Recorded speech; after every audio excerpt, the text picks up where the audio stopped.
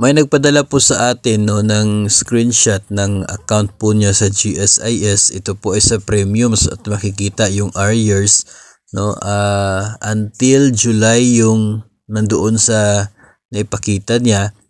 Every month may arrears ngayong taong 2024. I would say na ito po ay normal na nangyayari sa atin pong lahat, no? Kasi ito po ay dahil doon sa pagtaas ng sahod natin na retroactive galing po sa Enero, no? So from January until July, yung iba until August ay hindi pa po nila natanggap yung tama na sahod, no?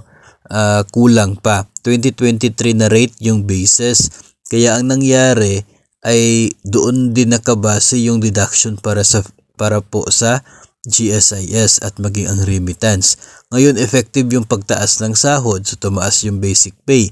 So dapat mas mataas yung remittance compared doon sa actual na na-remit. Kaya yun ang dahilan kung bakit meron pong arrears dyan.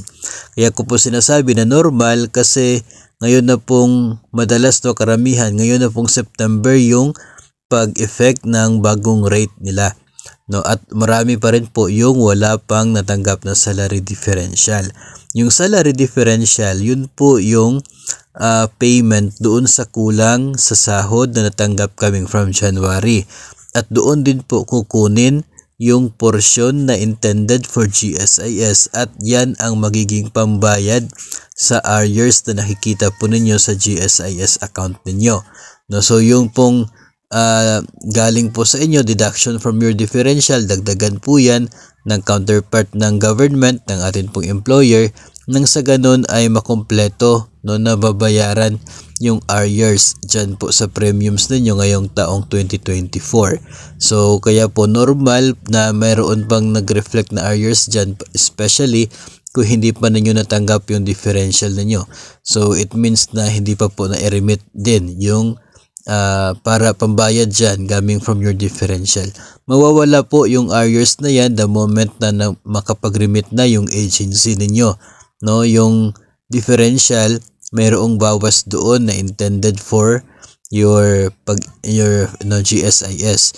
So yun po ang magiging pambayad sa arrears na nandyan at mawawala na po yan the moment na remitted na yung contribution for the GSIS coming from your differential.